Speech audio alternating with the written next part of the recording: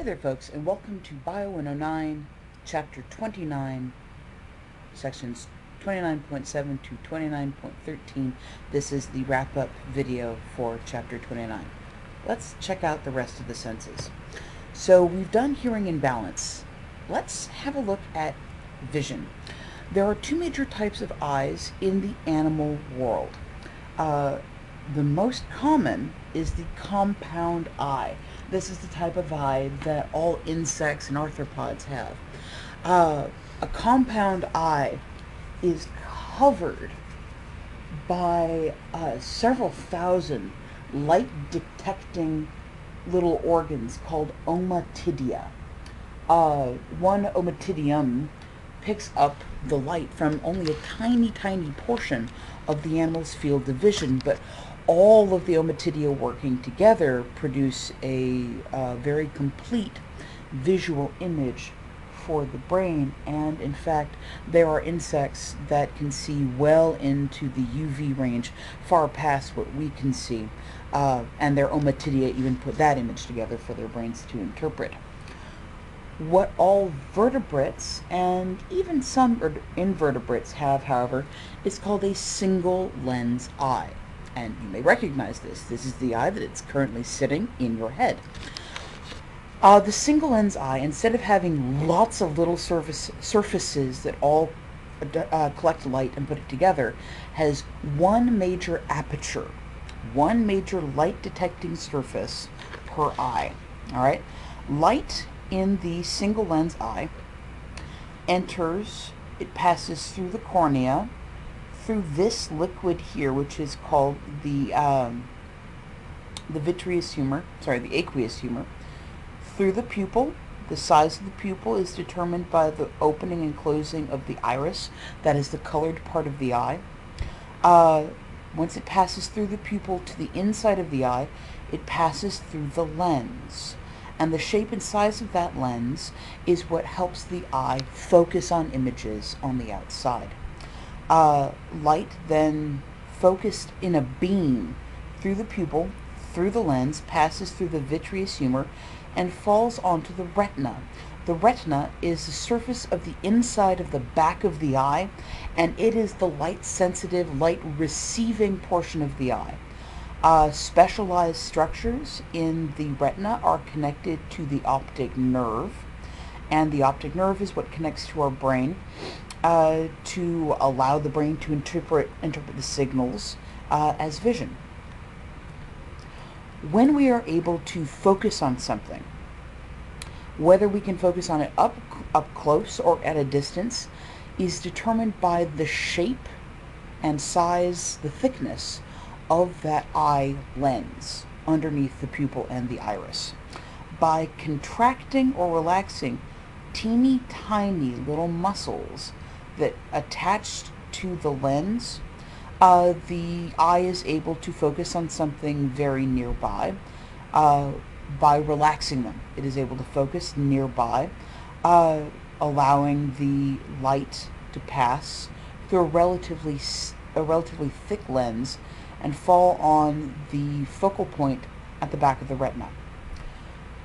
By contracting those muscles and tightening them up, the lens is stretched, it's flattened.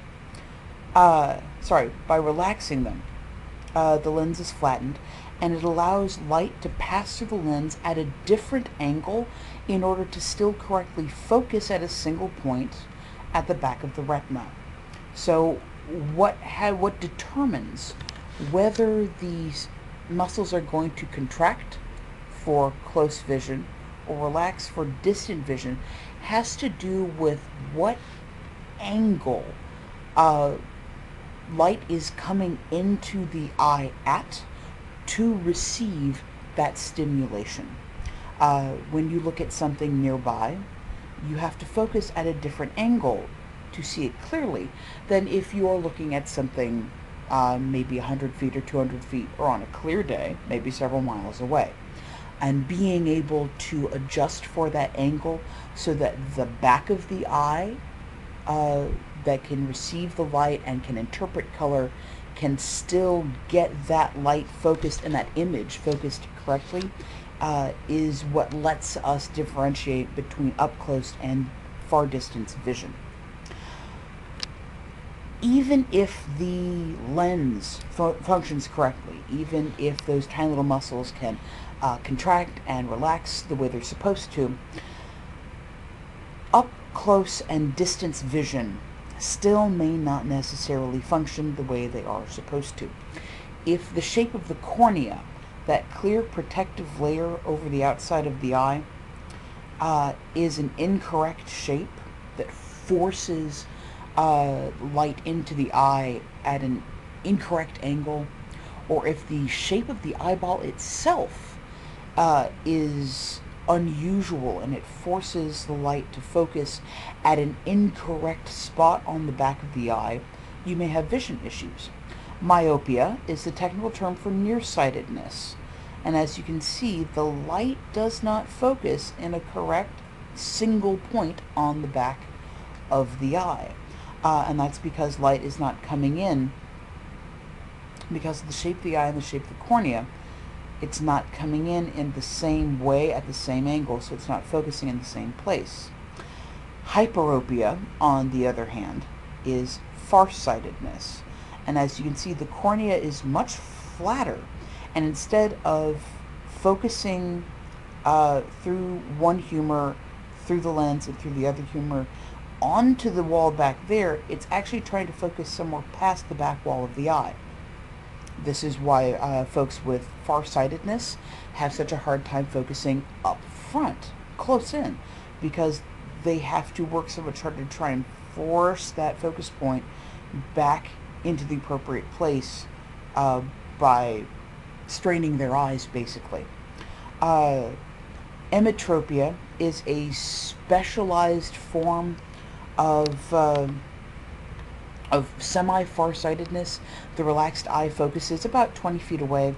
Presbyopia is age-related farsightedness, where over time those muscles that help focus the eye by changing the shape of the lens, they start to wear out.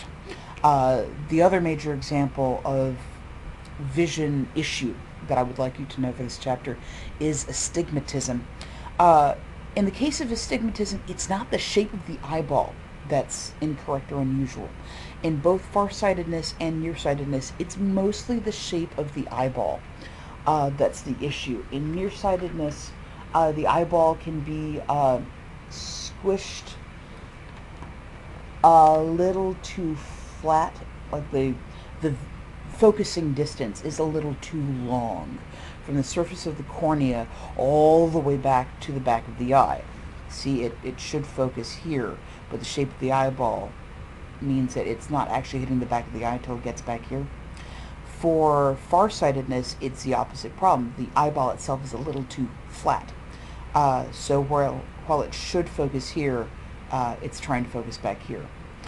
Astigmatism is an issue where the shape of the cornea itself is incorrect for proper focusing. This shape here and this shape here aren't great because they're connected to the shape of the overall eyeball, but at least they're consistent. Astigmatism can cause bumps, ridges, and strange shapes in the cornea that can make focusing practically impossible.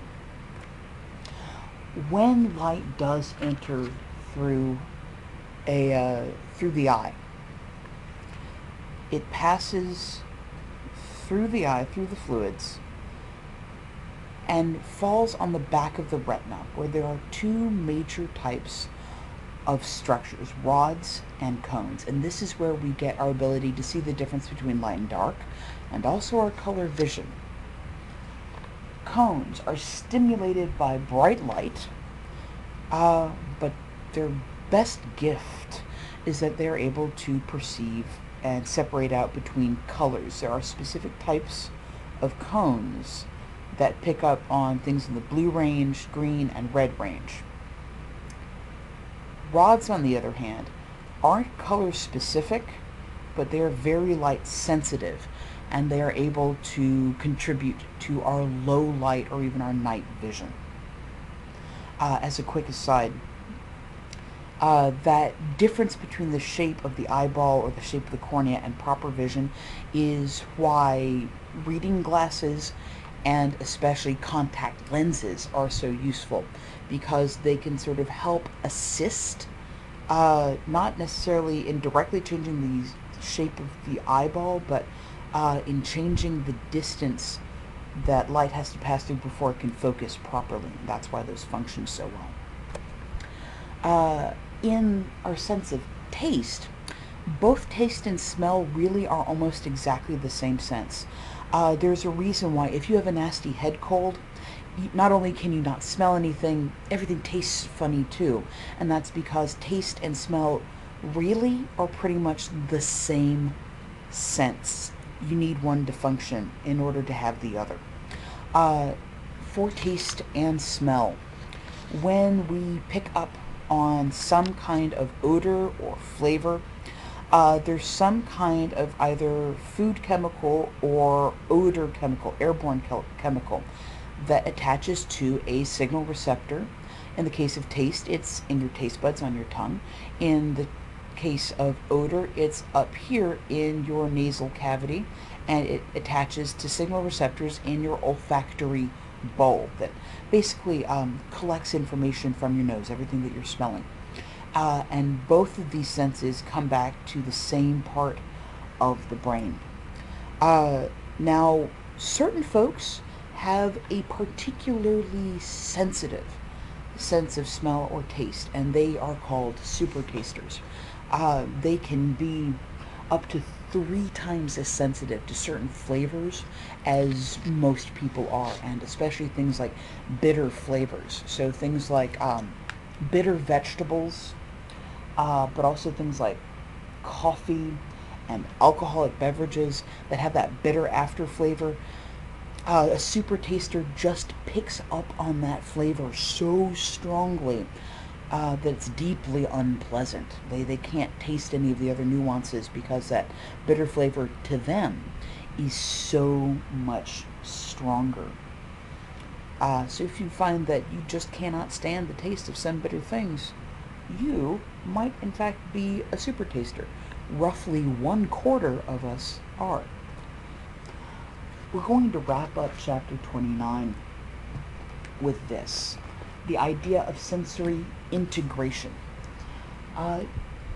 Frequently, when your brain is using all of these senses, when you are receiving information from all of these senses, you are rarely actually using just one sense at a time. Your brain integrates information from all of your senses all the time. But the reason why you're not overwhelmed by a constant barrage of information from all of your senses is because of something called sensory adaptation. See, when your brain receives consistent signals from some of your sense organs, eventually some of those sense receptors become less sensitive. Not permanently, but temporarily. And the brain starts to filter out those signals as less important. It is sensory adaptation that allows you to walk into a room with, say, the very strong smell of onions, maybe a kitchen where onions have just been chopped, and eventually you get used to the smell. Or into a room where there's a constant repeating noise. You don't have to stay constantly aware of the sound the whole time. You're not constantly aware of the feeling of your clothing touching your skin.